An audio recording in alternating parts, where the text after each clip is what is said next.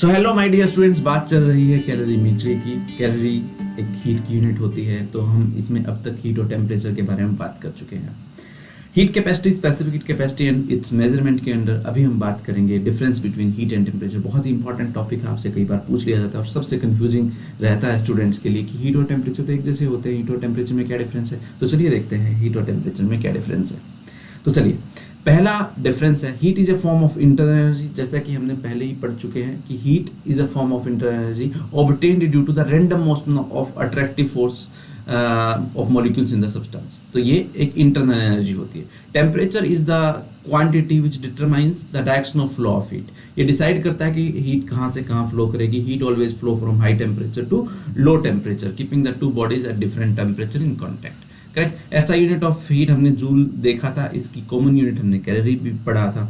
ऐसा unit of temperature जो है केल्विन होता है और कॉमन यूनिट में हम डिग्री सेल्सियस। हालांकि बहुत सारी यूनिट होती हैं, सेल्सियस, फ़ारेनहाइट, रैंकिन, ड्यूमर, बहुत सारी यूनिट होती हैं, but kelvin is most important for you to do because आपके सारे क्वेश्चन केल्विन जो है लेके ही बनेंगे।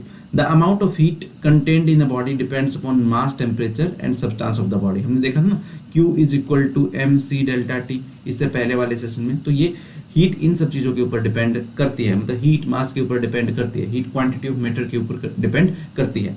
बट अगर हम बात करें temperature, the temperature of the body depends on average kinetic energy of the molecules. किसके ऊपर डिपेंड करती है? Average kinetic energy of the molecule के ऊपर डिपेंड करती है due to their random motion. ये मास के ऊपर डिपेंड नहीं करता। टेम्परेचर कभी भी मास के ऊपर डिपेंड नहीं करता है, हीट मास के ऊपर डिपेंड करती है।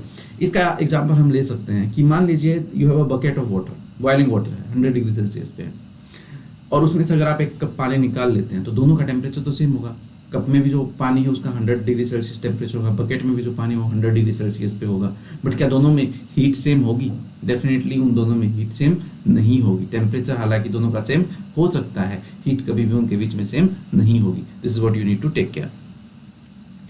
Heat is measured by the principle of calorimetry because जो डिवाइस हम यूज करते हैं हीट मेजर के लिए, या प्रिंसिपल ऑफ हीट या heat given is equal to heat taken, ये बेसिकली प्रिंसिपल ऑफ कैलोरीमेट्री है। कहाँ से आया है? बिकॉज उस डिवाइस को हम कैलोरीमीटर बोलते हैं। Okay, temperature is measured bye thermometer, इसको हम थर्मोमीटर से मेजर करते हैं। डेली लाइफ में आपने अपने घरों में भी देखा होगा, पहले मर्क्यूरी वाले थर्मोमीटर आते थे, आजकल डिजिटल थर्मोमीटर आने लगे हैं जो कि और भी ज़्यादा प्रिसाइज है। ठीक है। Two bodies having same quantity of heat में डिफर इन द टेम्परेचर। दो बॉडीज में हीट सेम है बट उनका टेम्परेचर बहुत अलग हो सकता है बिकॉज हीट मास के ऊपर डिपेंड करती है। Correct.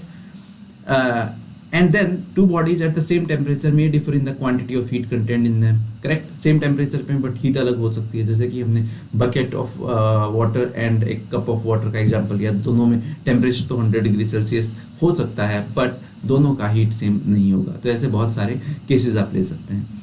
Last comparison between heat and temperature is when two bodies are placed in contact, the total amount of heat is equal to the sum of the heat of the individual body.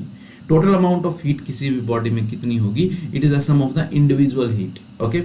जब भी दो body हमें, मान लीजिए एक बड़ी सी bucket में आप अलग अलग mug of water at different temperature डालते हैं। किसी का टेम्परेचर 100 डिग्री सेल्सियस, किसी का 70 है, किसी का 60 है, सबका मास भी अलग अलग है।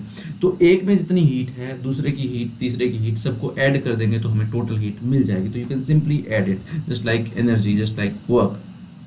Sixth way, when two bodies are at different temperature are placed in contact, the resultant temperature is a temperature between the two temperature. मान लीजिए अगर आप 70 डिग्री सेल्सियस पे कोई वाटर है, उसको मिलाते हैं 20 डिग्री सेल्सियस वाटर पे, उनका कॉमन टेम्परेचर डिपेंड करेगा कि वो मास कितना था। 70 डिग्री वाले का मास कितना था, 20 डिग्री वाले का मास कितना था। It may be somewhere between 20 to 70। तो उसको हम एक मीडियम टेम्परेचर या रिजल्टेंट टेम्परेचर बोल देते हैं।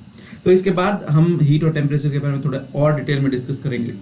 Stay tuned for the next sessions.